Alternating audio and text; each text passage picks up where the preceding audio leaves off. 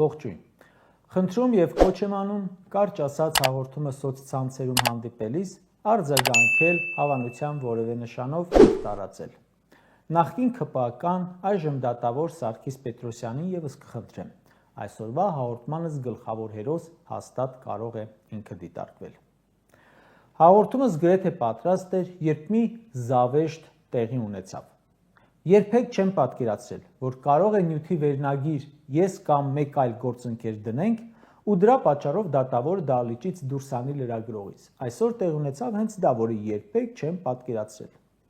Տեղի ունենում դատական նիստ սահմանադրական կարգի ենթադրյալ տապալման վերաբերյալ հակասահմանադրական գործով։ Դատավորը Սարգիս Պետրոսյանն էր, որը հայտնի է որպես նախկին ԿՊԱ-կան։ Այս պատվարժան դատավորը այդպես է կարգը, որ պետք է դիմեն դատական նիստերին։ Մինչև դատական նիստը վերսկսելը կարդում է դատական նիստի մասին լուրը, որ դատավորը նախկին ԿՊԱ-կան Սարգիս Պետրոսյանն է։ Ոչ բամբասանք ենք գրել, ոչ Նիկոլի նման գրել ենք օդում կախված տեղեկությունների համաձայն։ Ոչ անձնական կյանք ենք մտել, ոչ իր մասին անթույլատրելի բժշկական գաղտնիք ենք բացահայտել, ոչ էլ վիրավորել ենք, չնայած այդքան վստահ չեմ մասի վիրավորվելու մասը, չէ որ ԿՊ-ին առնչություն ունենալը բանականությանը խորթ է ու վիրավորական։ Մի խոսքով, աչքերի դեմը սևանում է, մտնում է նիստերի դահլիճ ու սկզբից փորձում է միջամտել իմ խմբագրության աշխատանքներին։ Հետո էլ որ բացատրում են, թե որը որից հետո է, դահլիճից դուրս է հանում Երևան Today լրագրողին, որը ի դեպ իր մասնագիտական պարտականությունն էր իրականացնում, այդտեղ գտնվում էր բացառապես որպես իր աշխատանքը կատարող։ Ուղիղ եթերով դատական նիստը դիտելիս իմ առաջին ռեակցիան եղել է խնդալը։ Գոնե այսօր չաներ։ Այսօր այս դատավորի խնդալու քայլից մի երկու ժամ առաջ մի հատ ԿՊԱ-կան ազգային ժողովի անվյունից ասում էր եկեք ընդունենք, որ լրագրողները, լրատվամիջոցները երբեք այսքան ազատ չեն եղել։ Դա ասում էր այն դեպուտատը, որը Սարգիս Պետրոսյանի հետ համարյա նույն ժամանակ մտավ ԿՊ։ Երկուսն էլ դեպուտատ դառնալու հույսով։ Կոնջորյանի բախտը բերեց, դարձավ դեպուտատ ու առայժմ ԿՊ-ում է։ Դեռ իր քաղաքական հերթական դավանափոխությունը չի ունեցել, իսկ Սարգսի բախտը չբերեց ու դեպուտատ չդարձավ։ Կարող էի հիմա աղմուկ բարձրացնել, թե տեսեք ինչ են անում, կոպիտ միջամտում են լրագրողների աշխատանքներին։ Սարգիս Պետրոսյանը լինելով դատավոր քրեական օրենսգրքով նախատեսված արարք է անում, խոչընդոտելով լրագրողի աշխատանքը։ Կարող էի դիմել Եվրամիության ու ԱՄՆ դեսպաններին ու ասել. տեսեք ձեր բաստիոնչիների գործողությունները, գնահատական տվեք։ Չեմ անում, որովհետև դուք այդ ԿՊ կոչվածներով այնպիսի հանցագործությունների մեղսակից եք, որ հավատացեք, ես էլ, մեր Աննան էլ, այս մեկը ժպիտով ձեզ կներենք։ Դուք պատրաստվեք մյուս թեմաներով պատասխան տալուն։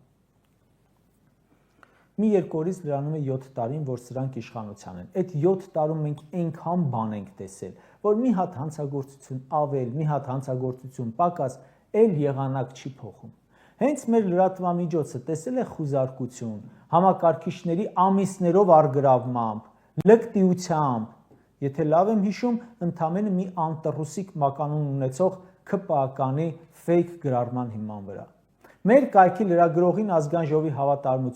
հավատարմագրումից զրկել են, որովհետև ազգային ժողովի նախագահի աշխատավարձ ստացող Ալեն Սիմոնյանը անցնում էր ցինիզմի սահմանը, չկարողանալով հարցերի տակից դուրս գալ։ Մեր խմբագրության լրագրողի անպատվում էր ԿՊԱ-կան падգամավորները, նեղված, կարճ ասած հաղորդման ժամանակ շատ հիմնավորված քննադատությանս պատճառով եւ այլն։ Լիքը բաներ ենք տեսել, բայց ջղայնացել ենք, կամ շան տեղ չենք դրել, կամ խնդացել ենք, սա եւս խնդալուներից էլ։ Իսկ ինչու է խնդալու։ Հոգեբանները շատ ճիշտ կբնութագրեն, թե դա ինչ սինդրոմ է։ Այն մարդիկ, ովքեր իրենց աշխատանքը կատարում են թելադրանքով, արտադրանքով, ինչ որ բանի դիմաց, այդ մարդիկ ավելի շատ են հակված մտածելու, որ այդպես անում են բոլորը։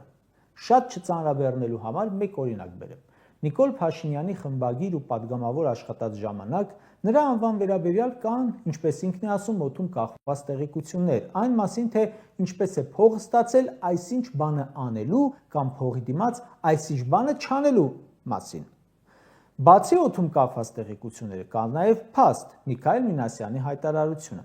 Ու Նիկոլ Փաշինյանը մամուլի մասին խոսելիս ասում էր, թե 99% փողով նյութեր գրողներ են։ Այսինքն, քանի որ նա աշխատել է այդ կերպ, կարծում է, որ այդ կերպ են աշխատում նաև մյուսները։ Նույնը կարող է պատահել Սարգիս Պետրոսյան նախկին ՔՊԱ-կանի պարագայում։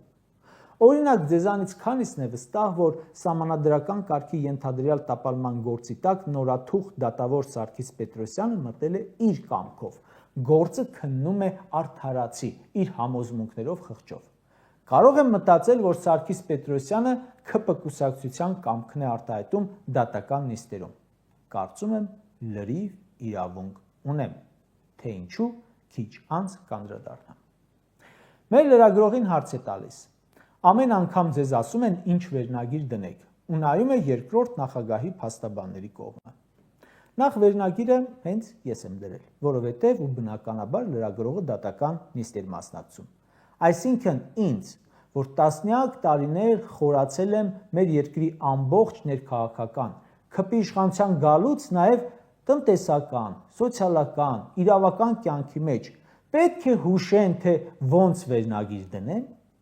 ու իրեն իրոք թվում է, որ կարիք ունեմ ինձ հիշեցնեմ, որ Սարգիս Պետրոսյանը նախկին ՔՊԱ-կան է։ Մեր լրագրողը շատ համարժեք է պատասխանում, որ եթե դուք մտածում եք, որ մեզ ասում են ինչ վերնագիր դնենք, ես էլ մտածում եմ, ուրեմն ձեզ ասում են ինչպես վարեք դատական նիստը։ Վերնագիրը դրել եմ ես, իմ ուզած վերնագիրը։ Ավելին ասեմ, ամեն դատական նիստի այդ վերնագիրն եմ դնում։ Կարծում եմ, որ կարևոր է ամեն անգամ դա հիշեցնելը, որովհետև չի կարող նորմալ լինել, երբ քաղաքական թիվ 1 հակառակորդին դատի մյուս քաղաքական թիմի թեկուզ նախկին անդամը, արդեն մեծ պրոբլեմ ունեք։ Էլ չեմ ասում նախկինում 10 տարի նախագահ աշխատած, իմ երկիրը ներկայացրած մարդուն, 2 գեներալ գնդապետի, 1 նախկին փոխվարչապետի, ձեզպես անփորձ ու դեռևս որևէ կերպ հեղինակություն ձեռք չբերած նոր դատավորը։ Եվ այո, այդ ամենը շատ հետաքրքրանում է, երբ պարզվում է, որ նաև ՔՊԱ-կան ցուցակում եք եղել։ Փաշինյանն էլ անձամբ քարոզարշավ է արել ձեզ համար։ Ու այո, հաճախ մտածում եմ, որ Սարգիս Պետրոսյանին ասում են ինչպես վարել դատական նիստը։ Սարգսից առաջ էլ Դանիբեկյանին էին ասում, իմ կարծիքով։ Դանիբեկյանից առաջ էլ այն մի դատավորին զանգում ասում էին ընկեր ջան, ուզես չուզես կալանք պիտի տաս, մի վախի եւ այլն։ Մի դատավոր չի ենթարկվեց, կայացրեց որոշում համաձայն օրենքների ու իր խղճի, Նիկոլի դուրը չեկավ, հելան սախ ՔՊԱ-կաններով մյուս առավոտ շրջափակեցին դատարանների դռները, թե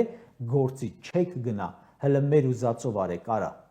Տեսել ենք, չէ, սախ տեսել ենք։ Ուզի չուզի դատավոր Սարգիս Պետրոսյանը իր պատմուճանն է ստացել մի համակարգում, որտեղ Նիկոլն ասել է կա տենց մի դատավոր, որ իմ ասածը չանի, որտեղ մեկ այլ բարձրագույն կոչվող դատավորի էլ վարչապետը SMS է ուղարկում եւ նա հրաժարական է տալիս, չնայած ասում է, թե ինքը իր գործը բացառապես փայլուն է անում։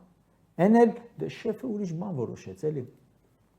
Աննա Դանիբեկյանի դեմ նյութ է հրապարակվում ՔՊԱ-կան դատական համակարգը, այն մասին, որ Քոչարյանի գործով դատերը ձգձգել է։ Սարգիս Պետրոսյանին էլ հանձնարարվում է այս հակասահմանադրական գործը, նիստի ժամանակ ասում է՝ եկեք չձգձգենք, ամեն շաբաթ նիստ անենք։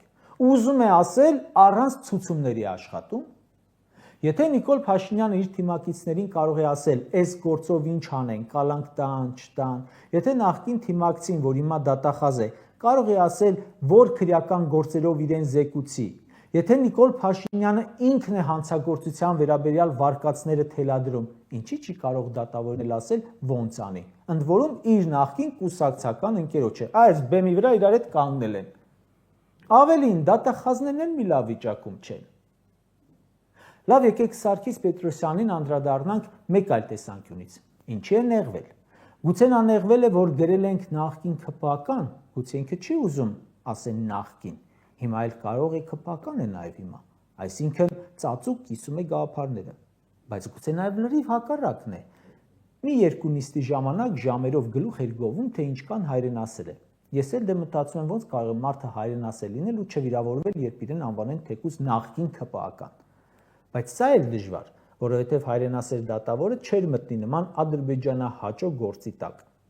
Բա դատախազները գլխավոր դատախազ Արթուր Դավթյանից բռնած հակասահմանադրական գործը մինչև վերջ պաշտպանեցին։ Նույն կերպ էլ հիմա դուք եք անում, ու դուք գիտեք ինչի դիմաց։ Մի օր էլ մենք կիմանանք, հիմա միայն ենթադրում ենք։ Դուք հիմա հակասահմանադրական ճանաչված գործով քննություն եք իրականացնում, արդեն կես տարուց ավելի ու մեղադրյալ չկա, ու այդ ամենը անում եք Բաքվի դատավարությունների հետ, գուցե ակամա սինխրոնիզացված։ Հենց այսօր էլ Բաքվում դատական նիստ էր Արցախի ղեկավարների վերաբերյալ։ Քպական լինելուց նեղվում եք, որովհետև մի քանի ամսից կամ առավելագույնը 1 տարի 2 ամիս հետո ՔՊ-ն կհայտնվի պատմության գրկում կամ որ ավելի ճիշտ է պատմության սովետաշենում, ու շատերդ պատասխանատվության առաջ եք կանգնելու։ Դուք ճիշտ եք անում, որ նեղվում եք, որովհետև անընդհատ հիշեցնում են, որ ՔՊ-ական եք, որովհետև մի թիմի անդամ եք եղել կամ գուցե նաև ներկայում, որի ճակատին գրված է դավաճան, փորագրված է, դաջված է, իսկ դրանք չեն ջնջվում, որքան ուզես ասֆալտ փռի։ Կարճ ասած, մի տղա կա, 2018-ից ոգևորված Թևին Նիկոլի գլուխն էր Նակոլկա արել։ Հետո դարձել էր հականիկոլական, Նակոլկան ջնջելուց վնասել էր Թևը։ Այդ խարանը ձեր ճակատից չի ջնջվելու։ Դատավորը դեռ շատ կնեղվի։ Գուցե նեղվելու պատճառներից մեկն էլ է, որ մենակ մենք չենք հիշեցնում, այլ ամեն անգամ դա հիշեցնում են իր համակարգում, իր թաղամասում, գուցե իր տանը, երեսով են տալիս, խնդում են վրան։ Սարգիս Պետրոսյանը Երևան Today-ից այո կարող է եւ նեղվել, բայց վստահեցնում եմ, որ նեղվելը դեռ առջևում է, երբ այս իշխանությունը գնա, տված պատվերը չեղարկվի ու ինքը մնա ճակատին գրված նախկին ՔՊ-ական Սարգիս Պետրոսյան։